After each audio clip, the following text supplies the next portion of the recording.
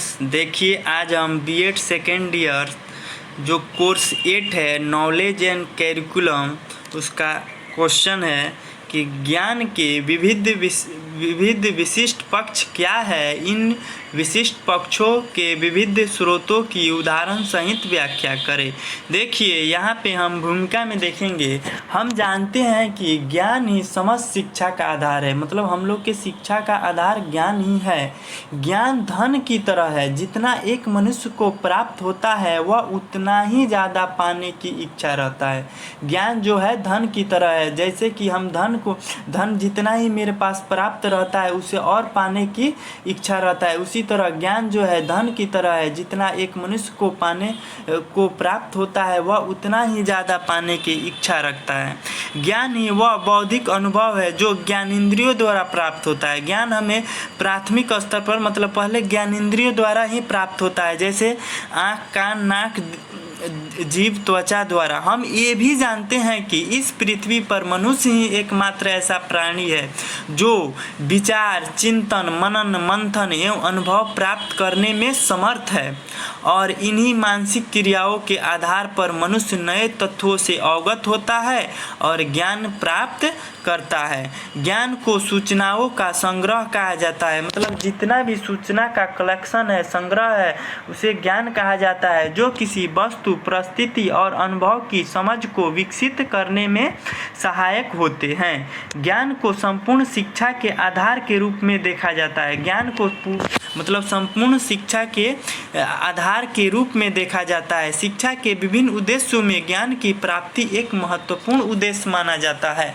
ज्ञान की प्राप्ति को एक महत्वपूर्ण उद्देश्य माना जाता है, क्योंकि आज के समय में और प्राचीन मतलब पहले की तुलना में मशीनों के प्रयोग के कारण ज्ञान की प्राप्ति विषय वस्तु में लगातार मतलब वृद्धि और परिवर्तन होते जा रहे हैं। ज्ञान के विशिष्ट पक्ष हैं। ज्ञान के विशिष्ट पक्ष निम्नलिखित हैं। देखिए, ज्ञान के विशिष्ट पक्ष में पहला है स्थानीय और सार्वभौमिक ज्ञान, जो मतलब स्थानीय और सार्वभौमिक ज्ञान है। मूर्त एवं अमूर्त ज्ञान, संवैधानिक एवं व्यवहारिक ज्ञान, प्रकरण और संपूर्ण ग्रंथ संबंधी ज्ञान, विद्यालय एवं विद्यालय के बाहर ज्ञान प्राप्ति। देखिए यहाँ पे पहला नंबर है स्थानीय और सार्वभौमिक ज्ञान में स्थानीय ज्ञान के बारे में जानेंगे कि स्थानीय ज्ञान एक ऐसा ज्ञान होता है जो किसी स्थान विशेष को अवलोकन करने से प्राप्त होता है।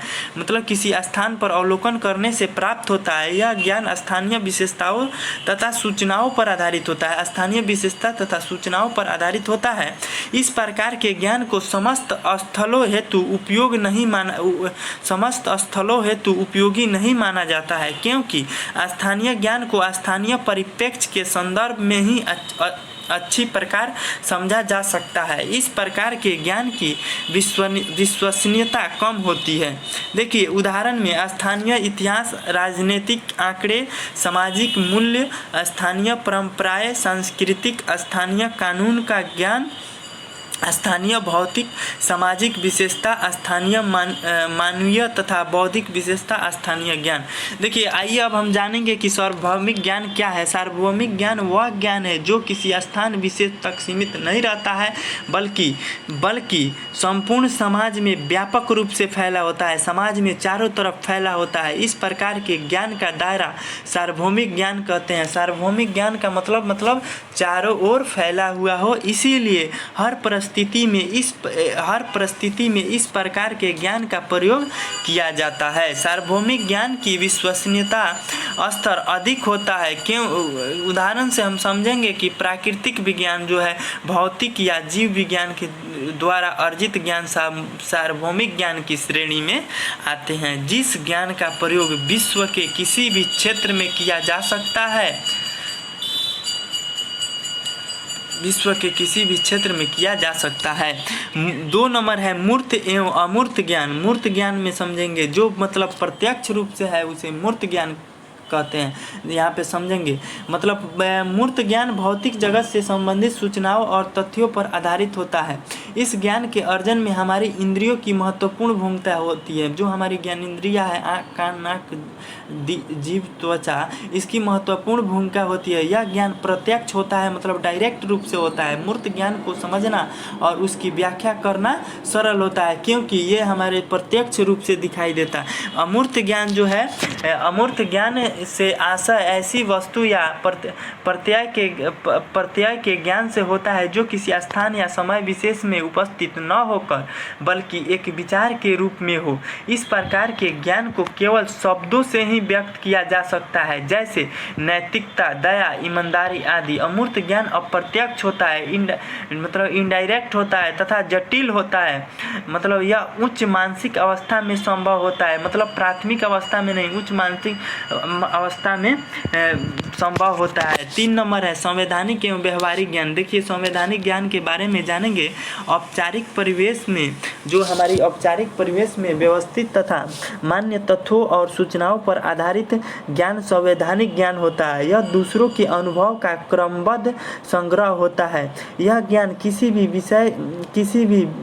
विषय के गहन अध्ययन हेतु आवश्यक माना जाता है। इस ज्ञान का संप्रेषण मॉडल जो है, चित्र जो है या चार्ट, तुलना, शब्द, वाक्य, सादृश्यता के आधार पर किया जाता है।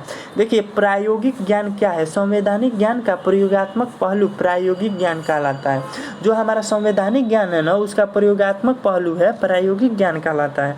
किसी भी कार्य को करने के लिए अनिवार्य कौशल और सूचनाओं का व्यवहारिक प्रयोग प्रायोगिक ज्ञान कहलाता है। इस प्रकार के ज्ञान को बहुत आसानी से सीखा जा सकता है।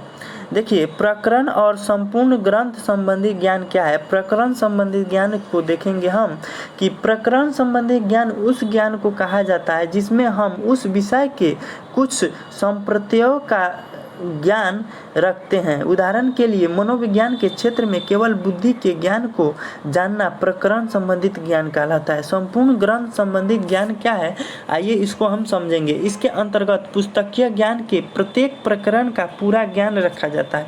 जो इसके अंतर्गत है, जो पुस्तक के ज्ञान है, उसके प्रत्येक प्रकरण का पूरा ज्ञान रखा जाता है। अतः इसमें प्रकरण का विवरण और अधिक स्पष्ट रूप से हो जाता है। 5 नंबर है विद्यालय एवं विद्यालय से बाहरी ज्ञान की प्राप्ति कैसे होती है। देखिए विद्यालय के अंदर जो ज्ञान प्राप्त होता है, विद्यालय के अंदर औपचारिक शिक्षा दी जाती है, जो मतलब किसी 4 दीवारी के अंदर एक निश्चित अवधि, उसका टाइमिंग फिक्स रहता है। अगर 1 साल का कोर्स है, 1 साल के अंदर उस चीज़ को मतलब कोर्स को फाइनल कर देना है, उसी को हम औपचारिक शिक्षा दी जाती है, जो 4 दीवारी के अंदर होता है। अवधि के दौरान दी जाने वाली शिक्षा औपचारिक शिक्षा कहलाती है। विद्यालयोत्तर ज्ञान मतलब विद्यालय के बाहर प्राप्त ज्ञान विद्यालयोत्तर ज्ञान कहलाएगा। विद्यालय के बाहर बच्चों को निम्नलिखित संस्थाओं से ज्ञान प्राप्त होता है।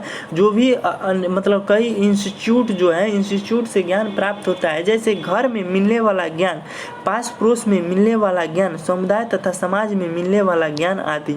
ज्ञान के विभिन्न स्रोतों से प्राप्त किया जा सकता है। प्रमुख स्रोत निम्नलिखित है। देखिए ज्ञान के स्रोत एक है, पहला है इंद्रिय अनुभव, दूसरा है तर्क, तीसरा है अधिकारी, अंतःप्रज्ञा। देखिए इंद्रिय ज्ञान में इंद्रियों के अनुभव से जो सीखा जाता है, आँख, कान, नाक, जीभ, त्वचा के मतलब उसे प्राथमिक तथा वास्तविक स्रोत अस्थायी ज्ञान, वो जो है प्राथमिक तथा वास्तविक स्रोत अस्थायी ज्ञान होता है। जो तर्क के माध्यम से द्वितीय स्रोत होता है, वो अनुभव से प्राप्त होता है। हमें अनुभव के आधार पर भी ज्ञान की प्राप्ति होती है। मतलब अधिकारी ज्ञान प्रयोग के आधार पर अपने नियमों और सिद्धांतों का अधिकारी बनाना। अंतःप्रज्ञा मतलब सिद्धांत या आधारभूत प्रमाण, तार्किक सिद्धांत का निर्माण। देखिए निष्कर्ष कंक्लूजन में देखेंगे, उपयुक्त विवरण से हमें स्पष्ट होता है कि ज्ञान के विभिन्न पहलुओं का अध्ययन करने से ज्ञान के बारे में संपूर्ण जानकारी होती है। अतः बच्चों का सर्वांगीण विकास मतलब चौमुखी विकास हो, चारों तरफ से जो विकास के लिए ज्ञान के विभिन्न पक्षों का अध्ययन अत्यंत आवश्यक है।